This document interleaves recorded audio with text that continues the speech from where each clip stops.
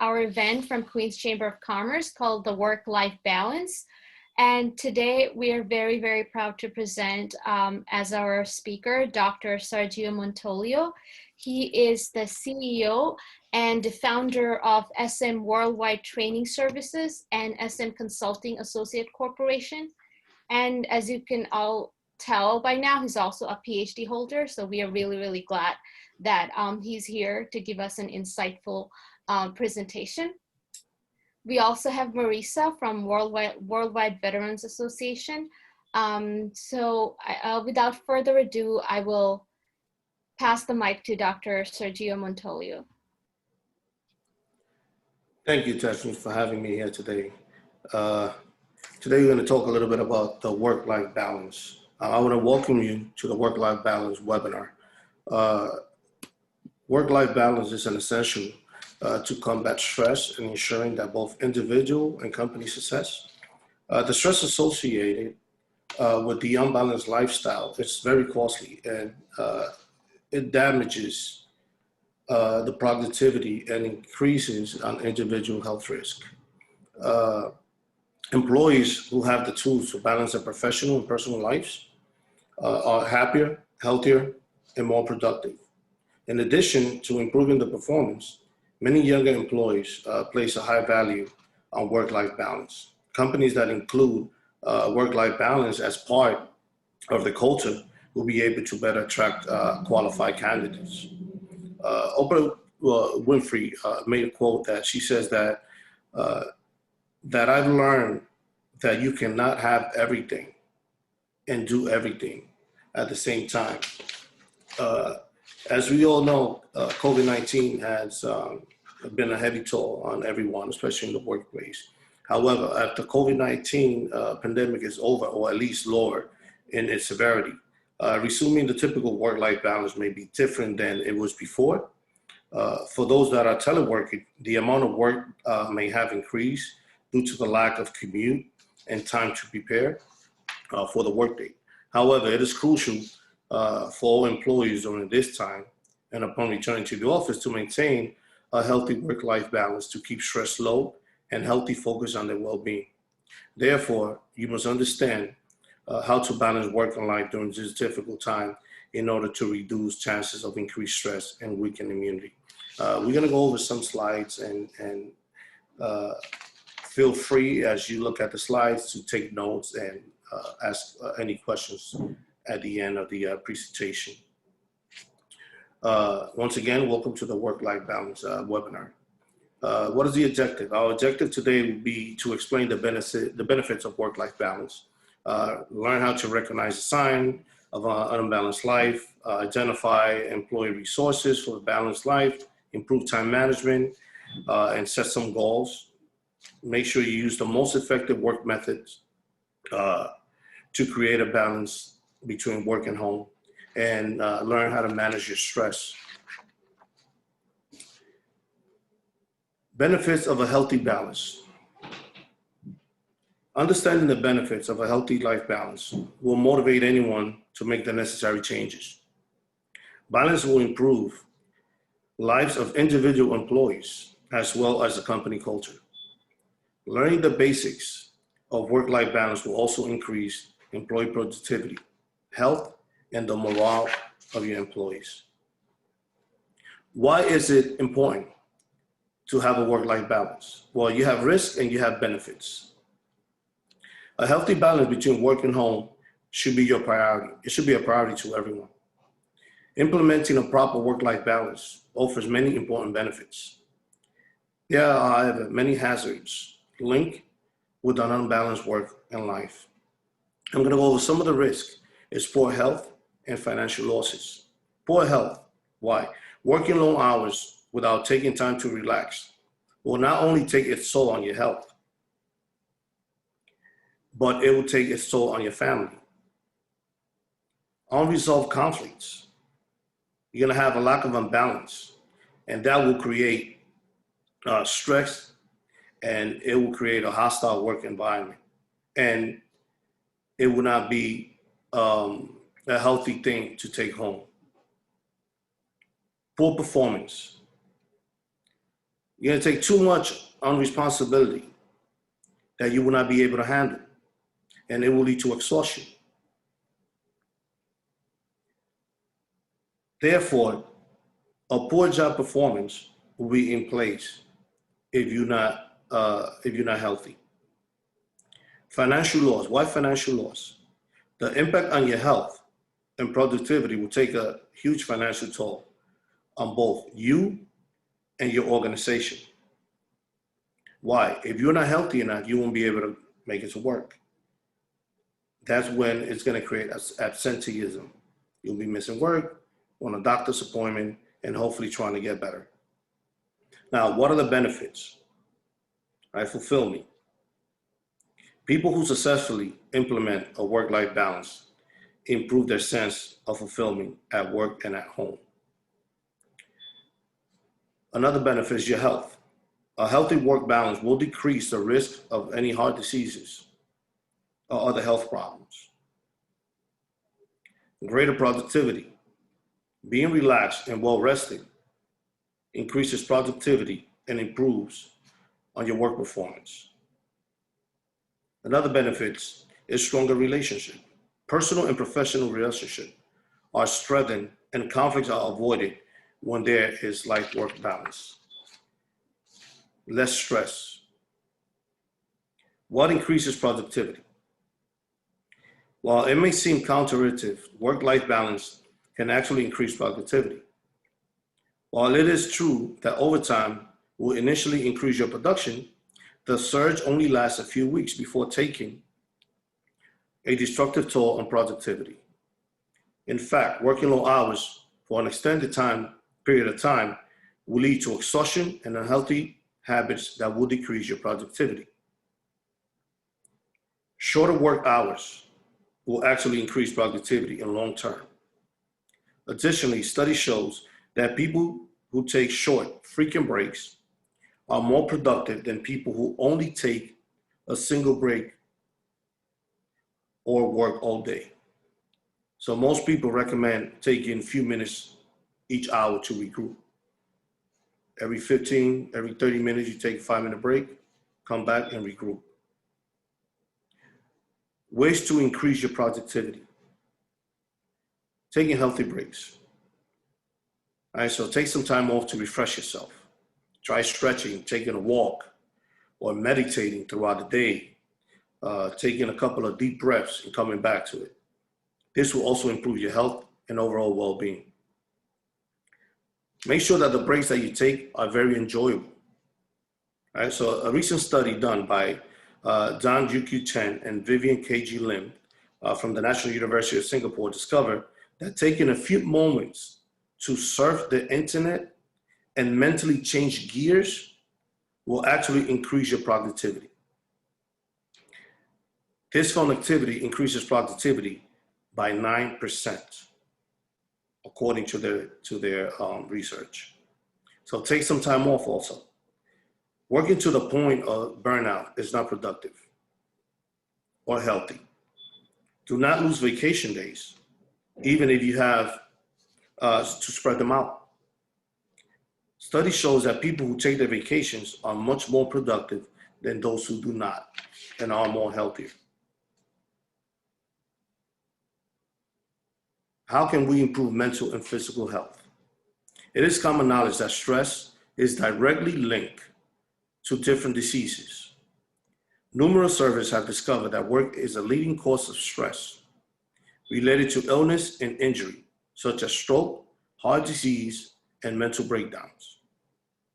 A life balance will improve both physical and mental health. So how can we improve it? Awareness. Identify the potential problems early. Your lifestyle encourages healthy choices and help develop the body of the mind.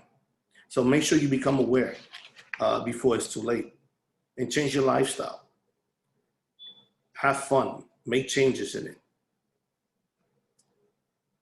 Increasing morale in your company culture, in the workplace.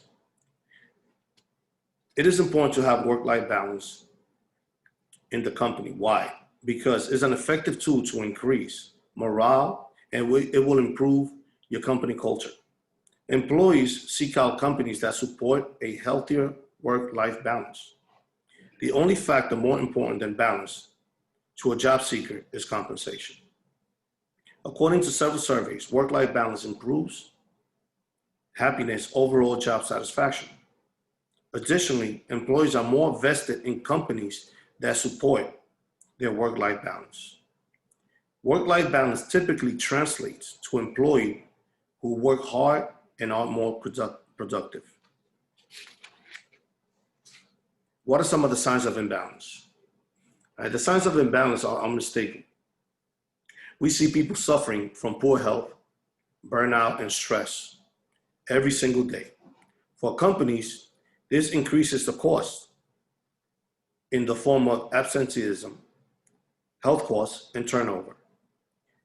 If you recognize these symptoms in your life or your organization, please take action immediately and focus on work-life balance. It must be a balance in everything we do, right? But not too much of everything. Some of the health risks of having an unbalanced work home. Some of the health risks is will affect on your health. It will create exhaustion, and it will develop emotional problems. Imbalance promotes poor health.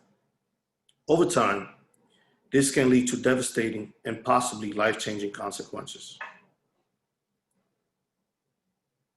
Obesity, right? Not taking the time to exercise or eat well can increase in obesity, which is connected to heart disease and numerous other health risks. Exhaustion. Sleeping well can add years to a person's life. Sacrificing sleep for work will have a negative effect on health and increase the chances of getting sick.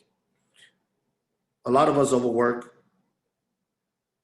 We have lack of sleep because we want to get work the next day. We have a deadline to submit the work. However, the lack of sleep would increase the chances of you getting sick. Sleeping is very important. So make sure that you take enough rest. Whatever you haven't done in the time that you have, make sure you leave it for the next time. All right. Some of the emotional problems are, the stress and exhaustion will wreak havoc on emotional well-being. This will affect relationship and personal identity. So more companies are taking an interest in health and fitness of their employees. It is now in our organization's best interest to do so. Healthy employees are productive, absent less, and the healthcare cost is less. Absenteeism. Poor health increases employee absenteeism and thus is a costly problem for employers. There are hidden and direct costs that must be paid when an employee is absent from work. What are some of the costs of an employee being absent? Sick pay. So employees with sick days are still paid, which is indirect cost. If the employee is not well rested and having health risk, he's going to take off. And as you know, you're still going to have to pay them. You're still going to get paid. So that's a direct cost. Loss of productivity. Even with someone to work the position of the sick employee, the employee familiar with the job will be more productive. It will get more done. This is an indirect cost of sick days. So while most people who take time off are legitimately sick, stressed employees will take days off just to catch up with personal obligations and usually feel justified doing so. So I know many of us, we are just so tired and so stressed that even if we're not sick, we just call out sick. I wouldn't be able to work because I'm sick. But in reality, we're just stressed out. We are overworked. We are overwhelmed. So we just tend to just call in and just take the day off. And as you know, the company is entitled and has a responsibility to pay, and that is an indirect cost. And substituting that employee for that day might be less productive for the organization. All right, burnout. Most people know that overworked employees eventually burn out. Burnout is a physical and psychological responsibility of long-term stress. Most of us have been, I believe everyone in this webinar has been burned out from, I guess, the amount of work and the way that you have felt at that time and moment is just unbearable. You lose interest, you lose emotion, you feel less motivated, and that could turn into depression. So these are some of the signs of burnout. The loss of interest. Right? Burnout employees cannot make themselves care about their work, which is the source of their stress. Lack of emotion. Emotional responses are abnormal when someone is burnt out. Loss of motivation. Former motivators no longer are effective. So when you are burned out, you hardly find any sources of motivation at all. Possible depression. Burnout is closely linked to depression. Burnout harms company by increasing turnover. So you must consider the following. When everything is added together, 150% of an employee's annual salary is the cost of turnover. This number is 200 to 250% for members and management. Stress for work-life balance. Work is the main sources of stress. For most Americans, stress connection to obesity for workers in sedentary jobs is more significant than diet. According to the research published in Journal of Occupation and Environmental Medicine, the effect of stress on heart health can be deadly. So these are some of the stress. Over-emotional. So having the feelings that are too easily excited and displayed. Lethargy is a lack of energy and enthusiasm. Restlessness, the inability to rest or relax as a result of anxiety or boredom. So a lot of times when you have a lot of work and you know you have a deadline, you build anxiety. That will not let you sleep because you're thinking. And as long as you're thinking that you have a deadline, that you have something to do and someone else is waiting for that, that will not let you rest. Right? Anxiety, a feeling of worry, nervous, or unease, typically about an imminent event or something with an uncertain outcome. I know many of us have felt anxiety. Could be related to work, could be related to having to do something with the family or the lack of work, going to a wedding, going to a party. The anxiety is there. So you feel that nervousness, you feel that unease, that you worry about that without having to, right? And that creates a stress. So what are some of the employee resources, right? So employees have the opportunity to improve work-life balance for their employees and increase the productivity at the same time. Using the resources, all right, that employees have at their disposal to change work conditions may seem counterproductive. However, they are very, very effective. So what can you offer to the employee?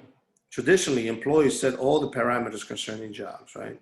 So keeping all of the control, however, augments stress on employees. Simply offering employees more control over their lives and establishing better work life will help alleviate their stress. So study shows that employee control actually increases loyalty and productivity. There are many ways to offer employees control, and we'll go over some of them in detail. So these are some of the ways to offer employees control. One is flex time. Be flexible. Two, job sharing.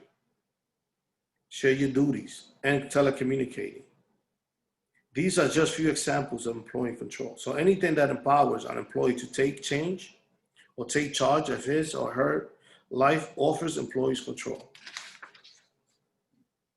So what should employee do? Ask employees for their suggestions. So employees have some of the best ideas on how to improve their jobs and communicate. These ideas, however, are not always communicated. Many employees do not feel that people in management care most. Managers do not have the time to sit down with each employee. The best way to hear about new and innovative ideas is to create an employee suggestion program. So these are some of the tips. So you make it simple, right? So you're gonna create a simple process for giving suggestions. Complicated rules do not encourage creativity. 2, respond. Let employees know that you have their suggestions and you will consider them. Thank each employee. So thank each employee who gives a suggestion, even if they are not the suggestions that you like or that you're gonna use. And rewards. Rewards the employee. So the employees who come and make a suggestion, reward them, even if you like their suggestions or not. What is the Employee to System Program? EAP, all right? So given the unavoidable stress of life, most people face times when they need assistance. EAP, which is the Employee in the System Program, provides employee the access to counseling and other services. So without the aid of the EAP counselors, the effects of stress can spin out of control. Employee assistance program gives the individual the opportunity to seek help and learn the skills necessary to improve their work-life balance. So these are some of the typical EAP topics: personal crisis, work stress, finances, substances, EAP, and useful investments, which employees can find very useful. So EAP are useful investments because they prevent the turnover and reduce the absences as the cheat strategies for the work-life balance of your employees. Reward your staff. This may seem basic, however, but rewarding your staff is an effective method for promoting work-life balance. Employees who feel appreciated are more confident, and rewards reinforcement the behavior you want to see repeated. Rewards can also provide breaks that reduces stress. Rewards do not have to be break. It doesn't have for you to break the bank or reward your employee with thousands of dollars. Rewards are very simple. There are simple ways to thank your employees for their services. What are some of the useful rewards? Public acknowledgement of their services. Give them some extra time off. Conduct an award ceremony. Make sure that you count them in for promotions. Conduct companies parties. Have an event, and at that event, that's where you're going to conduct the public acknowledgement, the presentation, and some of the award could be given a day off. They deserve a promotion, announce them with the promotion, make them feel counted in, make them feel that appreciated, and that will increase their productivity and reduce any sort of stress that they have within the work environment. Time management. These are some of the tips of time management. So most people complain that they do not have enough time. The truth is, however, that most people do not know how to manage time wisely. Time management is crucial to an effective work-life balance. Effectively implementing time management will reduce stress and will help bring, excuse me, will reduce stress and will, So it will help you reduce stress and help you bring your life balance out of the office.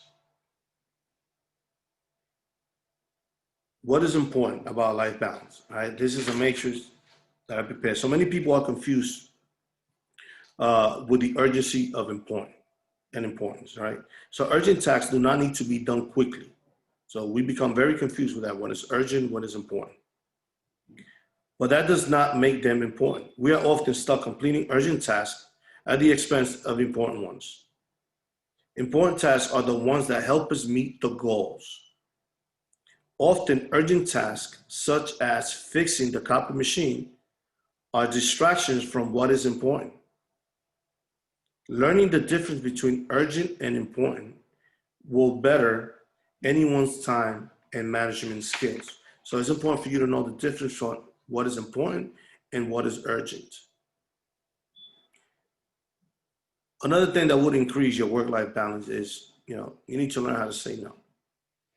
So managing time requires that people learn to say no. This may seem cruel, but it's not possible to meet everyone's needs. So you must learn to say no, kindly but firmly. Do not allow people to talk you into urgent tasks. You need to stick with the schedule and your plan of action. Do not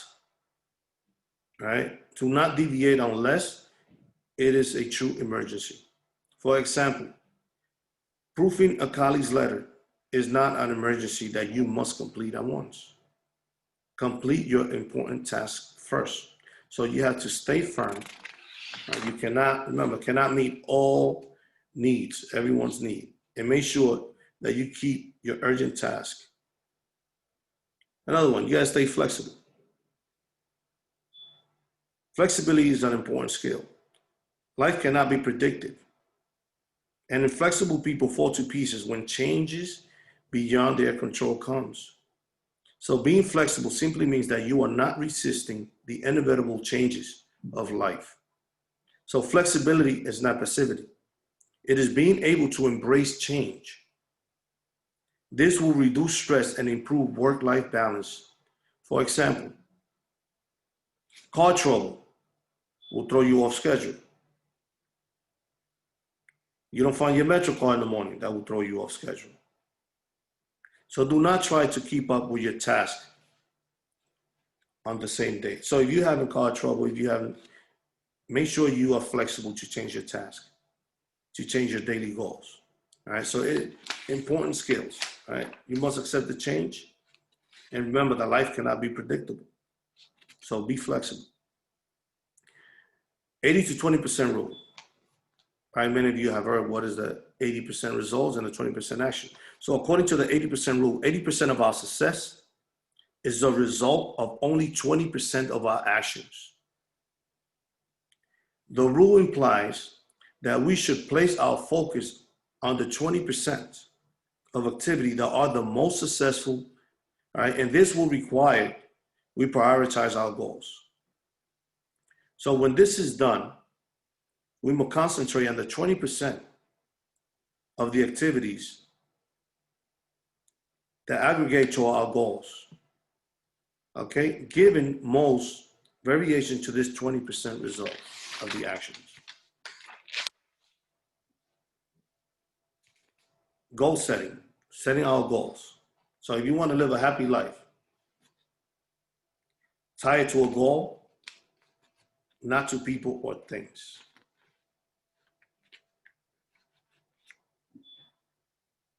In order to be effectively manage time and life balance, you must be aware of your goals.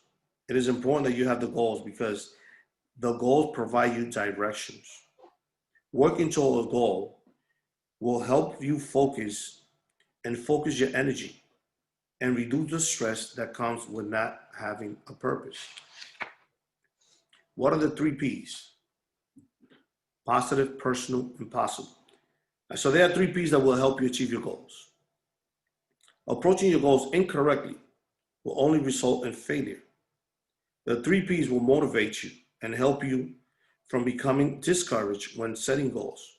You must make sure that they are positive, personal, and present. So positive goals. Goals should be phrased positively, personal. Right? Goals must be personal. It must be your goals, not someone else's goals. Possible. Be sure you consider what's possible at the time. So what are the small goals? Goals cannot be achieved if they are impossible. So small goals make it easier to achieve success because you know that success is within its reach. So these are the aspects of the small goals. Specific, right? Your goals must be specific, measurable. Lets you know when you are successful. Attainable, particularly short-term goals need to be attainable. Relevant, goals must be relevant to your situation. Timely, goals require specific time frame. You have to visualize your goal, all right? So visualization means coming up with a mental picture of a goal and then believing that the goal will happen. Many successful people use visualization techniques. So that's the process of visualizing, all right? It may seem like a waste of time to some. However, visualizing a goal helps the mind to view that goal as tangible possibility rather than some indistinct desire. All right, so see, these are some of the steps of visualizing your goals. One, you have to choose a goal. So visualize must be specific. So choose a single goal that you will visualize and it will make it easier. So you have to start small. So start with a small goal and visualize it that you can attain it, that you can do it. Relax. So carve out that time to relax and focus on visualizing the goal. Visualize. Picture the goal as achievable in great detail. So in other words, see it happening. Accept. So believe that the goal will come true and affirm it to yourself. All right, so we become what we think. So you think that a goal is achievable, accept it, and it will happen. Affirmations are useful. All right, it's a useful tool that helps to win acceptance. So remember, choose your goal, relax, visualize it, and accept it. Prioritizing your goals. All goals need to be prioritized. So do you know how to focus your energy? In order to do this, you must consider how SMART goals align with your personal vision and values in life. A goal that does not meet personal values is less likely to be reached. So use the criteria ranked in the SMART goals. It is important that you balance your goals within different areas of your life. All right, so all goals need to be prioritized. Different areas of your life, and you have to focus on your energy. So some of the goals could be, I'm going to earn a bonus this quarter. I'm going to learn a new language this year. I'm going to finish a project early that is due next week. I'm going to complete my entire schedule this week. Or you can say, I usually sleep 6 hours a night. Tonight I'm going to sleep 8 hours. Right? Those are attainable goals. So all goals, remember, all goals need to be prioritized, all right, in different areas of your life. And you must focus on your energy. So these are some optional ways to work, right?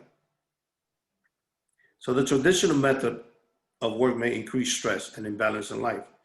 Remember that each of you are unique, so each person is unique. And providing different work options will allow people to choose the method that helps them in their most productive and maintaining a work balance.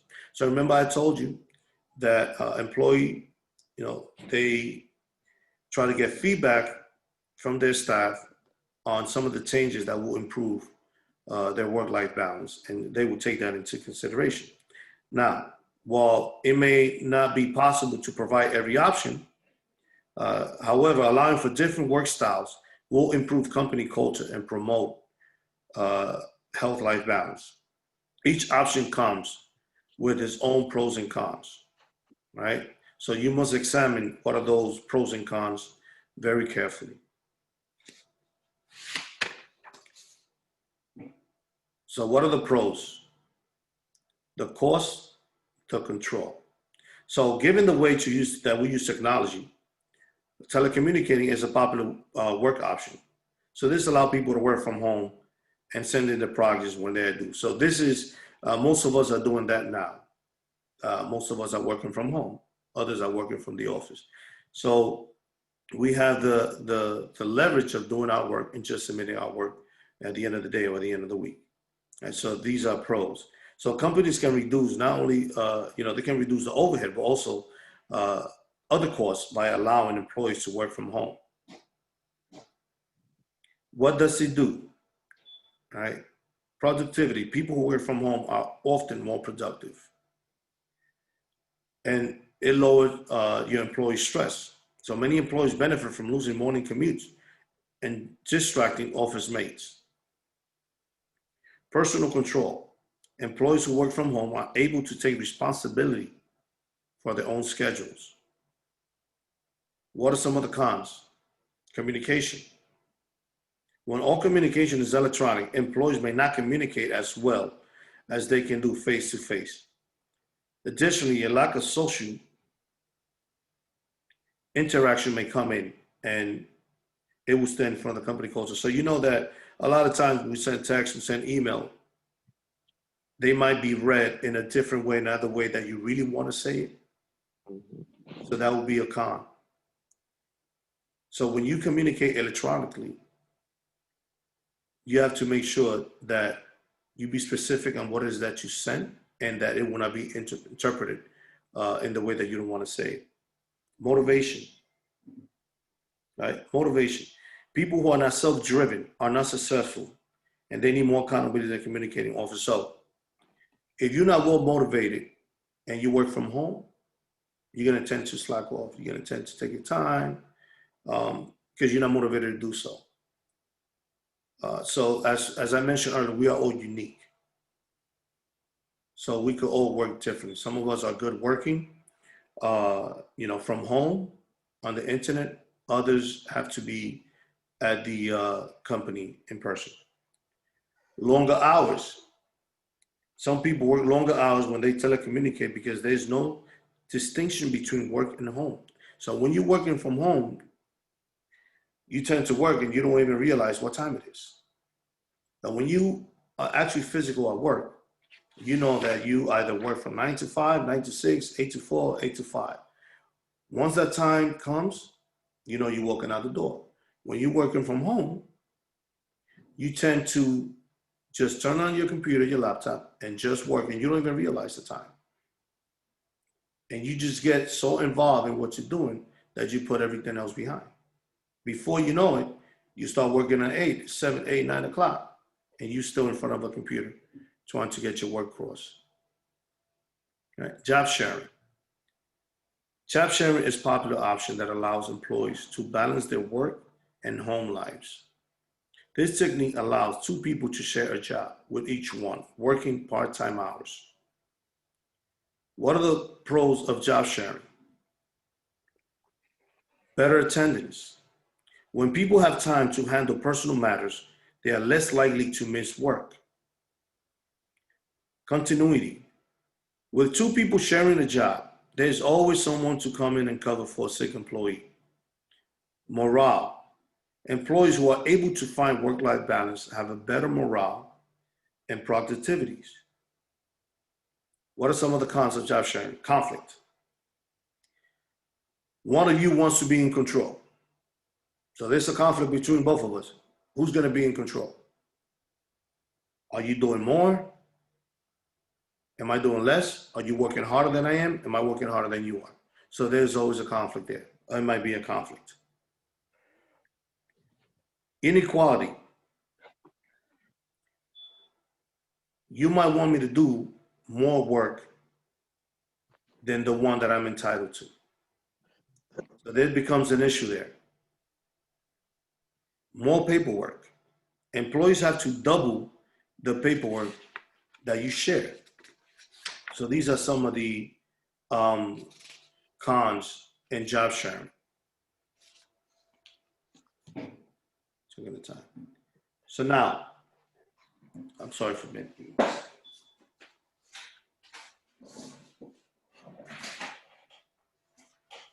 So how do we balance our life and work-life balance, right?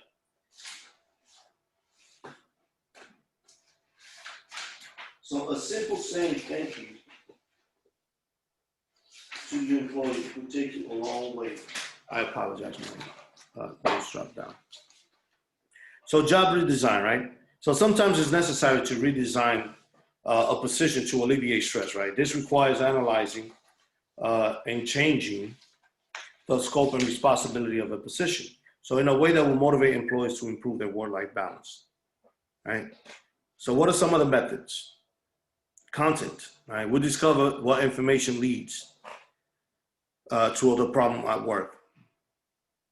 Information, right? We analyze the job, elements, change the elements of the job, description, rewrite the job description, responsibilities. So we refocus our responsibility based on the job description, right?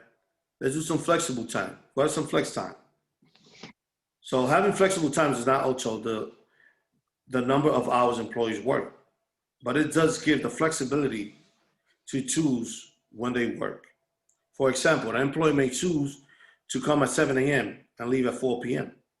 to spend time with family, right? What are the pros? Productivity. People are more productive when they know that they will be able to take care of their obligations. Morale, right? So everyone's internal clock is different. So people are happier when they can work at their optimum times. What are some of the cons? Difficult to manage. So difficult to manage. Managers may have trouble coordinating meetings when everyone works in different hours. Those are some of the cons from being flexible at work. Miscommunication. It is easy to forget to communicate ideas with people who have already left for the day. So you have to make that work for you and the company, all right? So keeping a work balance at work. So when you are at work, it's very difficult keeping balance. You okay? When you're at work, it's very difficult keeping balance. Outside influences are always try to creep in, and it usually destroys productivity. So becoming sidetracked, however, simply creates job-related stress that further increases level of imbalance in your life experiences. All right, so this is one thing I want to share with you guys. You got to make sure you leave home stress at home. So everyone has personal stress. We all know that. Everyone has personal problems that create stress and hinder job performances. So if these issues are severe, it may be necessary to take a leave of absence. In most cases, however, there are better strategies to help leave the home stress. What are some of the strategies? One, you get up early. Get up early enough to take a few minutes and prepare for a new day. Focus on what is ahead and not in the past. Take advantage of the commute. So view the commute as a change to enter your work zone. That is mentally geared up for workday. So if you have a long commute or long drive, use that as a distressor. Open the windows, get some fresh air, right? Get ready for the workday. Communicate appropriately. Discuss your problem with a friend or confidant outside of work. So do not vent about home stress to your coworkers. So don't go to your job and to your colleague, right next to you, next door, and bang on the door and start talking about your personal problem.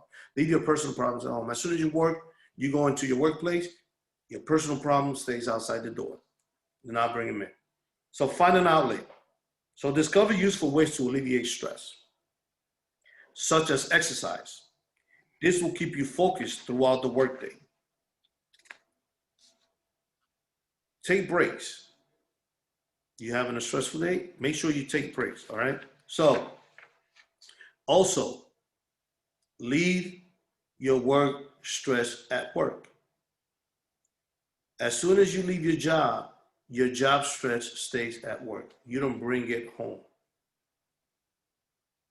Work-life balance is balancing your life with work, meaning that once you leave work, you're back into your personal life, you're back into your personal mode. So you take over your personal life. When you leave home and you go into work, you get into the work mode. So whatever happened at home the day before stays at home. You don't bring it to work. That causes stress, right? And you will not learn how to have a life-work balance if you mix them with one another. Learn how to delegate. That brings a lot of stress. All right, so you easily avoid stress by simply delegating responsibility. All right, this may sound simple, but many people, particularly those in management, have problems delegating authority. So we want to micromanage. We want to be on top of everything. All right, that causes stress. Right? We don't trust others to do our job. I'm going to do it, and I'm going to take it home and do it because I don't trust my colleague to do it because he's not going to do it correctly. You need to learn how to delegate.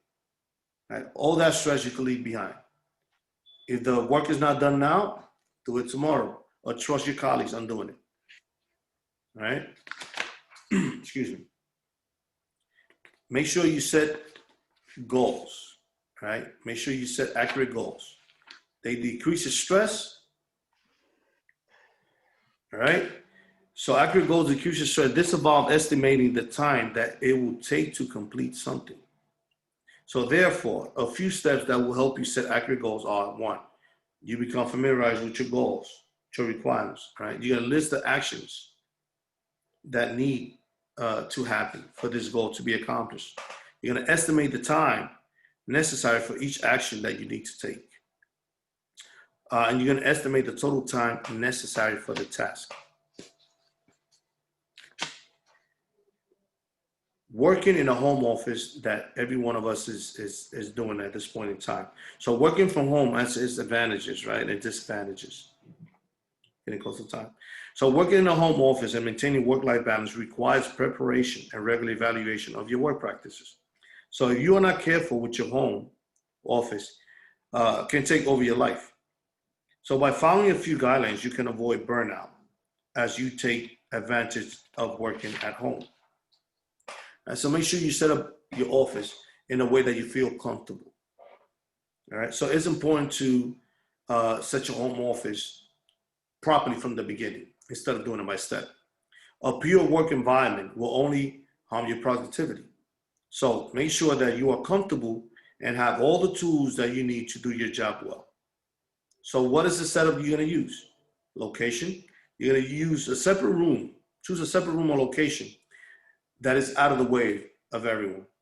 So this will help you prevent any distractions and create a professional work environment. Equipment. Make sure that your equipment is functional and that you have everything that you need in your office. So clear out your office, remove any items from the office that are not work related, that will interrupt you.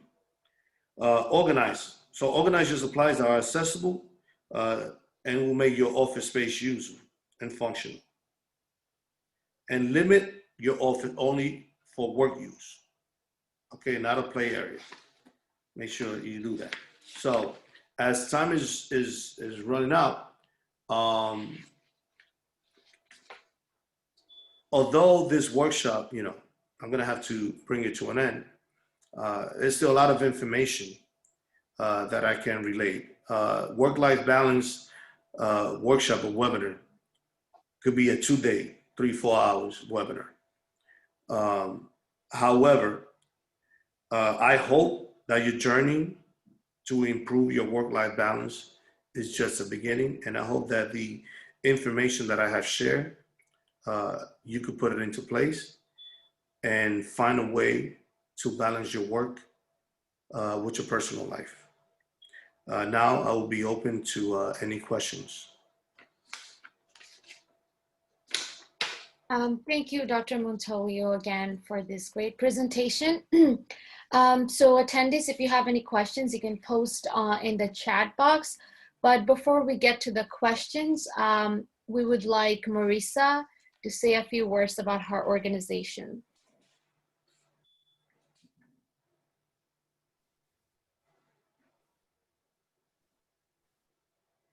Marisa, can you hear us?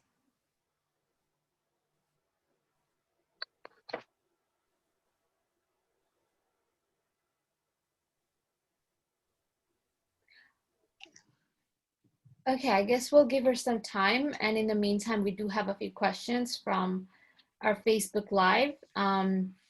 So the first question is, one second. Would you recommend to develop a daily schedule and share it with their boss? Yes, I do highly recommend that you develop a daily schedule and actually present it to your boss.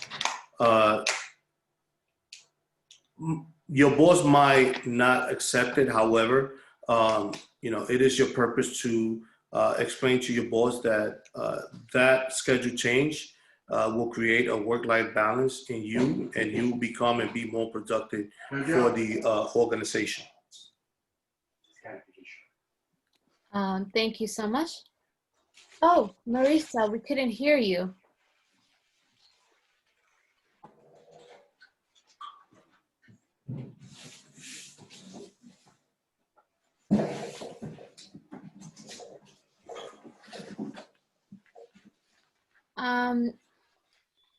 I don't think we can hear you.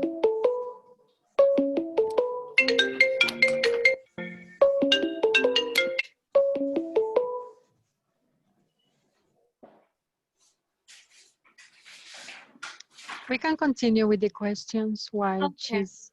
I know she's saying that she's talking, but I don't know if we can hear her. No. Okay, so the next question is how to maintain my job and peace of mind during COVID-19. Well, remember that being happy at work is a feeling, is an overall sense of enjoyment and being happy and being gratefully that we can actually be with our coworkers and back in our organization. But COVID-19 has made it challenging when in the workplace. However, just make sure that you, upon resuming your work-life, upon resuming the typical work-life balance, you know that's going to be different than before. So just adjusting to the changes that are now, and adjusting your schedule to work with the changes that COVID-19 has brought will actually bring a new sense to your work-life balance at your workplace, and it will actually, increase your work happiness on productivity at work. Okay, thank you very much. And our last question would be, what will work-life balance look like after the pandemic? How would it look after the pandemic? Well, for those of us, we all hope that the pandemic is over soon. However, once the pandemic hopefully is over soon, the work-life balance would increase on productivity based on where you're working from. So if you're working from home, it's going to be expected for you to have a certain amount of work done at a certain time, as well as when you go back to the organization or the company, you might see a fluctuation of work based on the time that it has been close to business. However, as long as you know and that you learn how to maintain, your workday schedule and learn how to balance your life in the office, you should be fine. It shouldn't be a problem. Just you have to make sure that if we do have, let's say, a second wave of virus, you have to make sure that, we are prepared for what's going to take place. So preparing yourself by practicing good habits, working to eliminate stress, would be some of the ways that you can increase your well-being in maintaining a positive work-life balance while you're in the office or while you're working from home. Well, to answer your question. Yes. Yeah, thank you very much. And thanks everyone for joining to our webinar. And we hope to work with Dr. Montolio again for future events. So you guys can all join and enjoy the presentations. You can also go to our website to find more events like this. And as you know, all the events are complimentary. Jackie, would you like to say something? Yes, thank you, Desneen, and thank you, Dr. Montolio, for the great presentation, today's presentation about work-life balance. I would like to share your information, that way people can follow up with you. Your email, I am sharing the email with all the participants in case that they want to follow up with you or invite you to another presentation. I had a question before your final points here is, what about the relation of a lot of people that they are working from home and they have to share home space, office space, and the rest of the family, especially the kids, if the kids are at home also, that are working from home, that are doing the homeschooling at the same time we are working, some of us are working from home. What is your advice? Well, making a daily schedule is very important because actually I'm going under that situation. I also work from home. Meanwhile, I have my children that I have to do remote learning, and my personal life. So what I do is that I create a daily schedule. So when I'm working from home, I have a schedule that is the time that I have for my office hours, and I have a time that I have to make sure that I log in my children for their remote learning, and then I have another time that I have if I have to do any personal errands in the home or around the home. I take the time, then I come back and I continue to do the other part of work that I'm doing. And then when I'm done with that, I go back to make sure my children have done all their homework. And once they do that, then I go back. So it's just balancing your work and life.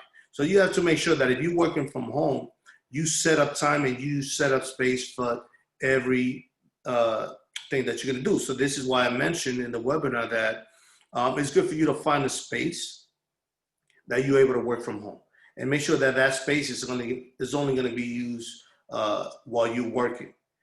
So if you have to do other things with the family, then you will go from that space to the other space that you're going to be with the family.